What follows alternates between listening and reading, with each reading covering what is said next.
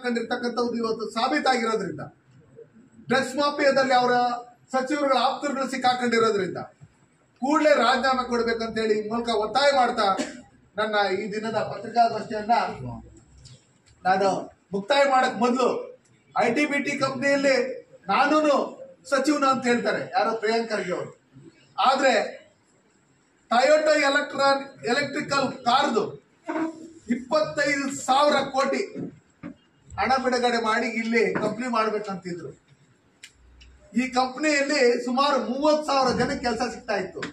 ಇವ್ರ ಯೋಗ್ಯತೆಗೆ ಕರ್ನಾಟಕ ರಾಜ್ಯದಲ್ಲಿ ಇರ್ತಕ್ಕಂಥ ಭ್ರಷ್ಟಾಚಾರ, ಇವರ ಅಧಿಕಾರಿಗಳು ಅವ್ರು ಕೇಳ್ತಾ ಇದ್ದಂತ ಕಮಿಷನ್ ಇದನ್ನ ಕೊಡಕ್ಕಾಗದೆ ಅವರು ಬೇರೆ ಕಡೆ ಹೋಗಿರ್ತಕ್ಕಂಥ ಒಂದು ಉದಾಹರಣೆ ಇದೆ. ಅದೇ ರೀತಿಯಲ್ಲಿ ಇನ್ಫೋಸಿಸ್ ಹೊಸ ಸಂಸ್ಥೆ ಕರ್ನಾಟಕದಲ್ಲಿ ಮಾಡ್ಬೇಕು ಅಂತ ಹೇಳಿದಂತ ಸಂದರ್ಭದಲ್ಲಿ ಇಲ್ಲಿರ್ತಕ್ಕಂಥ ಜಮೀನ್ ರೇಟ್ಗಳು ಇವ್ರು ಹೇಳ್ತಾ ಇರ್ತಕ್ಕಂಥದ್ದನ್ನ ನೋಡಿ ಆ ಜಮೀನ್ ರೇಟ್ಗಳು ನಾವು ಕೊಡಕ್ಕಾಗಲ್ಲ ಅಂತ ಹೇಳಿದಂತ ಸಂದರ್ಭದಲ್ಲಿ ಹೈದರಾಬಾದ್ ಅಲ್ಲಿ ನಾವು ಅದನ್ನ ಫ್ರೀಯಾಗಿ ಕೊಡ್ತೀರಿ ಬನ್ನಿ ಅಂತ ಹೇಳಿ ಕರೆದಿದ್ದಕ್ಕೆ ಅವರು ಇನ್ಫೋಸಿಸ್ ಅವರು ಅಲ್ಲಿ ಹೋಗಿದ್ದಾರೆ.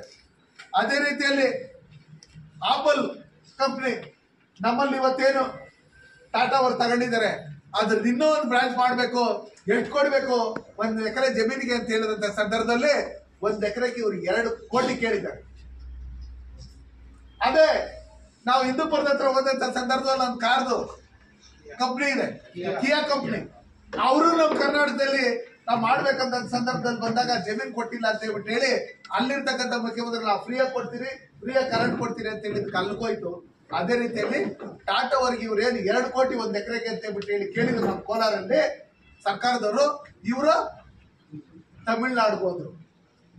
ಈಗಿರ್ತಕ್ಕಂಥ ಸಂದರ್ಭದಲ್ಲಿ ಖ್ಯಾತ ಉದ್ಯಮಿ ಮೋಹನ್ ದಾಸ್ ಪೈ ಅವರು ಕರ್ನಾಟಕದಲ್ಲಿರುವಂತಹ ಸರ್ಕಾರ ಭ್ರಷ್ಟ ಸರ್ಕಾರ ಅಂತ ಹೇಳಿ ಹೇಳಿಕೆ ಕೊಟ್ಟಿರ್ತಕ್ಕಂಥದ್ದು ನಾವು ನೋಡಿದ್ರೆ ಕರ್ನಾಟಕ ರಾಜ್ಯ ಸೆಮಿ ಕಂಡಕ್ಟರ್ ಕರ್ನಾಟಕ ಅಲ್ಲ ಅನ್ನೋದು ಹೇಳಿ ಎಲ್ಲರಿಗೂ ಗೊತ್ತಾಗಿರೋದ್ರಿಂದ ಇಲ್ಲಿ ಯಾವುದೇ ಕಾರ್ಖಾನೆಗಳು ನಾವು ಮಾಡ್ಬೇಕಂತ ಬಂದ್ರೇನು ಇದರಲ್ಲಿ ಯಾವುದೇ ರೀತಿಯಾದಂತ ನಮಗೆ ಇದು ಸಹಕಾರ ಸಿಕ್ಕಲ್ಲ.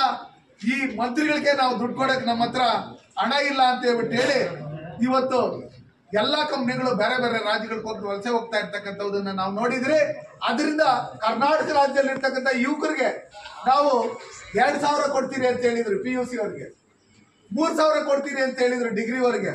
ನಮ್ಮಲ್ಲಿ ಇರ್ತಕ್ಕಂಥ ಮಾಧ್ಯಮ ಮಿತ್ರರು ಡಿಗ್ರಿಗಳು ಓದಿರೋ ಸುಮಾರು ಜನ, ಅವ್ರು 8 ಜನಕ್ಕೆ ಇಲ್ಲಿ 3,000 ಬರ್ತದೆ. PUC ಓದಿರೋ ನಮ್ಮಲ್ಲಿ ಎಷ್ಟೋ ಜನ ಇದ್ದಾರೆ, ಅವ್ರಿಗೆ ಎಷ್ಟು ಜನಕ್ಕೆ 2,000 ಬರುತ್ತೆ. ಯಾವುದು ಹಣ ಬರ್ತಾ ಇಲ್ಲ. ಇಲ್ಲಿ ಏನಿದ್ರೆ ಇವ್ರು ಏನ್ ತಂದಿದ್ದಾರೆ ಕೇಳ್ತಾರೆ, ಕೇಂದ್ರ ಸರ್ಕಾರದಿಂದ ನಮ್ಗೆ ಅಷ್ಟು ಬಂದಿಲ್ಲ ಇಷ್ಟು ಬಂದಿಲ್ಲ ಅಂತ. ಮನಮೋಹನ್ ಸಿಂಗ್ ಇದ್ದಂತ ಟೈಮಲ್ಲಿ ಏನ್ ಹಣ ಬಿಡುಗಡೆ ಮಾಡಿದ್ರು ನಮ್ಮ ಕರ್ನಾಟಕ ರಾಜ್ಯಕ್ಕೆ, ಅದಕ್ಕೆ 2.5 ಕೋಟಿ ಹೆಚ್ಚಿಗೆ ಸನ್ಮಾನ್ಯ ನರೇಂದ್ರ ಮೋದಿಜಿ ಅವರು ಪ್ರಧಾನಮಂತ್ರಿ ಆಗಿದ್ದಾದ್ಮೇಲೆ ನಮ್ಮ ಕರ್ನಾಟಕ ರಾಜ್ಯಕ್ಕೆ ಬಂದಿದೆ. ನಿತಿನ್ ಗಡ್ಕರಿ ಅವರು ಸಿಗಂದೂರು ಸೇತುವೆನ 60 ವರ್ಷಗಳ ಹೋರಾಟ, ಅದನ್ನ ಇನಾಗ್ರೇಷನ್ ಮಾಡ್ಬೇಕಂತ ಹೇಳಿ ಮುಖ್ಯಮಂತ್ರಿಗಳಿಗೂ ತಿಳಿಸಿ, ಫೋನ್ ಮಾಡಿನೂ ತಿಳಿಸಿ, ಲೆಟರ್ಗಳು ಹಾಕಿ, ಅಧಿಕಾರಿಗಳು ಮುಖ್ಯಮಂತ್ರಿಗಳು ತಿಳಿಸಿ, ಅಲ್ಲಿರ್ತಕ್ಕಂಥ ಸ್ಥಳೀಯ ಸಂಸದರು ವಿಷಯ ತಿಳಿಸಿ, ಎಲ್ಲ ಫೋನಲ್ಲೂ ಮಾತಾಡಿ ಹೇಳಿದ್ರೆ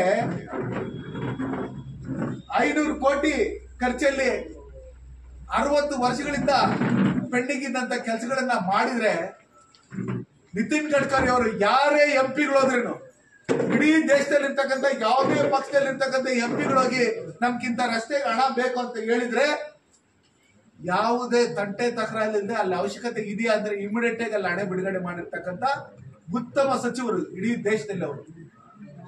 ಹಂಗಿರ್ತಕ್ಕಂಥ ಸಂದರ್ಭದಲ್ಲಿ ಕರ್ನಾಟಕ ರಾಜ್ಯಕ್ಕೆ 3 ಲಕ್ಷ ಕೋಟಿ ಕೊಟ್ಟಿದ್ದಾರೆ ಅವರು ರಸ್ತೆಗಳ ಡೆವಲಪ್ಮೆಂಟ್ ಮಾಡೋದು. ಇವತ್ತು ಏನೇನು ಕರ್ನಾಟಕ ರಾಜ್ಯದಲ್ಲಿ ಮೈಸೂರು ಕಾರಿಡಾರ್ ಇರ್ಬೋದು, ಚೆನ್ನೈ ಎಕ್ಸ್ಪ್ರೆಸ್ ಕಾರಿಡಾರ್ ಇರ್ಬೋದು, STR ರಸ್ತೆ ಇರ್ಬೋದು, ಬೆಂಗಳೂರು ರಿಂಗ್ ರೋಡ್ ಇರ್ಬೋದು, ತುಮಕೂರು ರೋಡ್ ಇರ್ಬೋದು, ದಾಬಾಸ್ಪೇಟೆ ರೋಡ್ ಇರ್ಬೋದು, ನಮ್ದು 6 ಲೈನ್ ರೋಡ್ ಇರ್ಬೋದು, ಹಣ ಬಿಡುಗಡೆ ಮಾಡಿರೋದು ಇರ್ಬೋದು, ಚಿಕ್ಕಬಳ್ಳಾಪುರದಿಂದ ಶಿಡ್ಲಘಟ್ಟದಿಂದ Chintamani, Srinivaspur, Mulbagal, Chennai express corridor link ಆಗೋ ತರ 1,900 ಕೋಟಿ ಹಣ ಬಿಡುಗಡೆ ಮಾಡಿರ್ತಕ್ಕಂಥದ್ದು ಇರ್ಬೋದು. ದೇವನಹಳ್ಳಿಯಿಂದ Channakote circle, H cross, Bebgallu, Narasapura, ಮಾಲೂರಿಂದ ಹೊಸೂರು ರಸ್ತೆಗೆ ಲಿಂಕ್ ಮಾಡಂತ ರಸ್ತೆಗೆ ಇರ್ಬೋದು, ಇದೆಲ್ಲದಕ್ಕೂ ಹಣ ಕೊಟ್ಟಿರ್ತಕ್ಕಂಥದ್ದು ಸನ್ಮಾನ್ಯ ನರೇಂದ್ರ ಮೋದಿ ಅವರ ಸರ್ಕಾರ ನಿತಿನ್ ಗಡ್ಕರಿ ಅವರು ಮಂತ್ರಿಗಳಾಗಿರ್ತಕ್ಕಂಥ ಸಂದರ್ಭದಲ್ಲಿ ಕೊಟ್ಟಿರ್ತಕ್ಕಂಥವು. ಆಗಿರ್ತಕ್ಕಂಥ ಸಂದರ್ಭದಲ್ಲಿ ಇವತ್ತು ವಾಜಪೇಯಿ ಕಂಡಂತ ಕನಸು ಪ್ರತಿಯೊಂದು ಹಳ್ಳಿಗೂ ಸಂಪರ್ಕ ಕಲ್ಸಂತ ಕೆಲಸ ಮಾಡ್ಬೇಕಂತೇಳಿ ನಮ್ಮ ಕೋಲಾರ ಜಿಲ್ಲೆಯಲ್ಲಿ ಕೋಲಾರ ಲೋಕಸಭಾ ಕ್ಷೇತ್ರ 175 ಕಿಲೋಮೀಟರ್ ಪ್ರಧಾನಮಂತ್ರಿ ಗ್ರಾಮ ಸಡಕ್ ಯೋಜನೆ ಮಾಡಿರ್ತಕ್ಕಂಥದ್ದು. ಇಷ್ಟೆಲ್ಲಾ ಕೆಲಸಗಳು ಮಾಡಿದ್ರು ಕೂಡ ಮುಖ್ಯಮಂತ್ರಿ ಸಿದ್ದರಾಮಯ್ಯನವರು ನಿತಿನ್ ಗಡ್ಕರಿ ಅವರು ಬಂದಂತ ಸಂದರ್ಭದಲ್ಲಿ ನಾನು ಬರಲ್ಲ ಅಂತ ಹೇಳಿದ್ರು. ಹಣ ನಿಮ್ದಿರ್ಬೋದು, ಜಮೀನ್ ನಮ್ದು ಅಂತ ಹೇಳಂತ ಕೆಲಸಗಳು ಮಾಡಿದ್ದಾರೆ. ಕರ್ನಾಟಕ ರಾಜ್ಯದಲ್ಲಿ ಡೆವಲಪ್ಮೆಂಟ್ ಆಗ್ಬೇಕು, ಇಡೀ ದೇಶದಲ್ಲಿ ಇರ್ತಕ್ಕಂಥ ಮುಖ್ಯಮಂತ್ರಿಗಳನ್ನೆಲ್ಲ ನರೇಂದ್ರ ಮೋದಿ ಅವರು ಮೀಟಿಂಗ್ ಕರೆದ್ರೆ ಕರ್ನಾಟಕ ರಾಜ್ಯದಲ್ಲಿ ಇರ್ತಕ್ಕಂಥ ಮುಖ್ಯಮಂತ್ರಿಗಳು ಸಿದ್ದರಾಮಯ್ಯನವರು ಅದಕ್ಕೆ ಗೈರಾಗ್ತಾರೆ. ಇದರಲ್ಲೇ ಅರ್ಥ ಆಗುತ್ತೆ ಕರ್ನಾಟಕ ರಾಜ್ಯಕ್ಕೆ ಮುಖ್ಯಮಂತ್ರಿಗಳಾಗಿಲ್ಲ ಸಿದ್ದರಾಮಯ್ಯನವರು.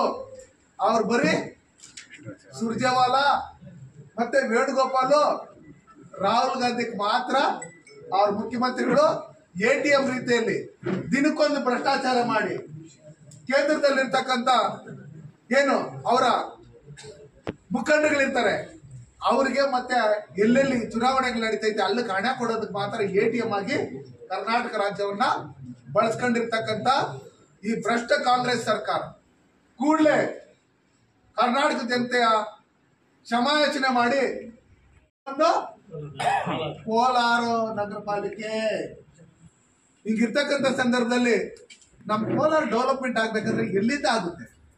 ಇವತ್ತು ಬಂದು ಯಾವ್ದೋ ನಮ್ಮ ಸರ್ಕಾರದಲ್ಲಿ ಕಟ್ಟಿರ್ತಕ್ಕಂಥ ಏನು ಪೊಲೀಸ್ ಭವನ ಇದೆ, ಅದಕ್ಕೆ ಇನ್ನೊಬ್ರು ಶತಶೃಂಗ ಅಂತ ಹೆಸರಿಕ್ಕಿದ್ರು, ಇನ್ನೊಬ್ರು ಬಂದು ಇನ್ನೊಂದು ಹೆಸರಿಕ್ತಾರೆ, ಮತ್ತೊಬ್ರು ಬಂದು ಇನ್ನೊಂದೇನೇ ಹೆಸರಿಕ್ತಾರೆ. ನಮ್ಮದು ಕಾಸು ಬಂದವರೆಲ್ಲ ಒಂದೊಂದು ಹೆಸರು ಇಟ್ಕೊಂಡು ಹೋಗ್ತಾ ಇರೋದು. ಹಂಗಿರ್ತಕ್ಕಂಥ ಸಂದರ್ಭ ನಾವಿದ್ದಂತ ಸಂದರ್ಭದಲ್ಲಿ ನಾವು ಮಾಡಿರ್ತಕ್ಕಂಥ ರಸ್ತೆಗಳು ನೀವು ದಿನ ಓಡಾಡ್ತಾ ಇದ್ರಿ ಕೋಲಾರ ಜಿಲ್ಲೆಯಲ್ಲಿ. 175 ಕಿಲೋಮೀಟರ್ ಪ್ರಧಾನಮಂತ್ರಿ ಗ್ರಾಮ ಸಡಕ್ ಯೋಜನೆಯಲ್ಲಿ ನಮ್ಮ MP ಲಿಮಿಟ್ ಅಲ್ಲಿ ಮಾಡಿದ್ದೀವಿ.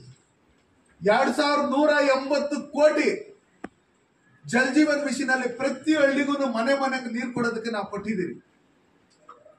ಇವತ್ತು ಮುದ್ರಾ ಯೋಜನೆಯಲ್ಲಿ 10,000 ಕೋಟಿ ಹಣ ಕೊಟ್ಟಿದ್ದೀರಿ ನಾವು ಲೋನ್ ಬ್ಯಾಂಕ್ಗಳಲ್ಲಿ. ನಾವು ಕಾರ್ಯಕ್ರಮಗಳು ಮಾಡಿದ್ರೆ ಟೀಚರ್ ರಂಗ ಮಂದಿರದಲ್ಲಿ ನಾವು ಲೋನ್ಗಳು ಕೊಟ್ಟಿರ್ತಕ್ಕಂಥವ್ರು. ಹ್ಯಾಂಡಿಕ್ಯಾಪ್ಸ್ಗೆ Pradhan Mantri central government scheme ಇಂದ ಎಷ್ಟು ಸಾವಿರಾರು ಜನಕ್ಕೆ ನಾವು ಸೈಕಲ್ಗಳು ಕೊಟ್ಟಿದ್ದೀರಿ, ಅವ್ರಿಗೆ ಡಿಮಾಂಡ್ ಇರ್ತಕ್ಕಂಥವ್ರಿಗೆ ಇದು ಕೊಟ್ಟಿದ್ದೀರಿ, ಒಂದು ತ್ರಿಚಕ್ರ ವಾಹನ ಕೊಟ್ಟಿದ್ದೀರಿ, ಪ್ರತಿಯೊಂದು ಕೊಟ್ಟಿದ್ದೀರಿ ಸಾವಿರಾರು ಜನಕ್ಕೆ. ನಾವು ಇ-ಶ್ರಮ್ ಕಾರ್ಡ್ ಸುಮಾರು 3 ಲಕ್ಷ ಕಾರ್ಡ್ ಮಾಡಿಸಿದ್ದೀರಿ. ESI ಹಾಸ್ಪಿಟಲ್ಗೆ 73 ಕೋಟಿ ಕೊಟ್ಟಿದ್ದೀರಿ. ಕೇಂದ್ರ ಸರ್ಕಾರದಿಂದ ಹೆಣ್ಮಕ್ಳು ಬೇರೆ ರಾಜ್ಯಗಳಿಂದ ಬೇರೆ ಜಿಲ್ಲೆಗಳಿಂದ ಬರಂತವ್ರಿಗೆ ಇಲ್ಲಿ ಹಾಸ್ಟೆಲ್ ವ್ಯವಸ್ಥೆ ಮಾಡ್ಬೇಕಂತ ಹೇಳಿ 173 ಕೋಟಿ ಕೊಟ್ಟಿದ್ದೀರಿ ಕೇಂದ್ರ ಸರ್ಕಾರದಿಂದ. ಇವತ್ತು ಫ್ಲೈಓವರ್ಗಳಿರ್ಬೋದು, ಇವತ್ತು ಓಡಾಡ್ತಾ ಇರ್ತಕ್ಕಂಥ ಫ್ಲೈಓವರ್ಗಳಿರ್ಬೋದು, ಇವತ್ತು ಕೋಲಾರಲ್ಲಿ ರಸ್ತೆಗಳಿರ್ಬೋದು, ಇವತ್ತು ಕೆರೆಗಳನ್ನ ಡೆವಲಪ್ಮೆಂಟ್ ಮಾಡಿರ್ತಕ್ಕಂಥದ್ದು ಇರ್ಬೋದು, ಇವತ್ತು ಗ್ರಾಮೀಣ ಅಭಿವೃದ್ಧಿ ಇಲಾಖೆಗಳಲ್ಲಿ ನಾವು ಕೆಲಸ ಮಾಡಿರ್ತಕ್ಕಂಥದ್ದು ಇರ್ಬೋದು, ಇವನ್ನೆಲ್ಲ ನಾವು ಕೊಟ್ಟಿರ್ತಕ್ಕಂಥದ್ದು. ಚೆನ್ನೈ ಎಕ್ಸ್ಪ್ರೆಸ್ ಕಾರ್ಡರ್ ನಮ್ಮ ಅಧಿಕಾರದ ಅವಧಿಯಲ್ಲೇ ಆ ಕೆಲಸನ ಟೋಟಲ್ ಕರ್ನಾಟಕದಲ್ಲಿ ಇರ್ತಕ್ಕಂಥ ಏನು 70 ಕಿಲೋಮೀಟರ್ ಇತ್ತು ಅದನ್ನ ಫಿನಿಶ್ ಮಾಡಿ ಉದ್ಘಾಟನೆ ಮಾಡಿಬಿಟ್ರು ನರೇಂದ್ರ ಮೋದಿ ಅವರು ಚೆನ್ನೈಯಲ್ಲಿ. ಯಾವುದೇ ಒಂದೇ ಒಂದು ಕಿಲೋಮೀಟರ್ ರಸ್ತೆ ಡಾಂಬರೀಕರಣ ಆಗ್ತಾ ಇಲ್ಲ ಕರ್ನಾಟಕ ರಾಜ್ಯದಲ್ಲಿ ಕಾಂಗ್ರೆಸ್ ಸರ್ಕಾರ ಅಧಿಕಾರಕ್ಕೆ ಬಂದಾಗ್ತಾ ಇದೆ. ದಿನಕ್ಕೊಂದು ಭ್ರಷ್ಟಾಚಾರ ನಡೀತಾ ಇದೆ. ರೈಲ್ವೆ ಇಲಾಖೆಯಲ್ಲಿ 600 ಇಂದ 700 ಕೋಟಿ ಹಣ ತಂದಿದ್ದೀರಿ ನಾವು. ಅದು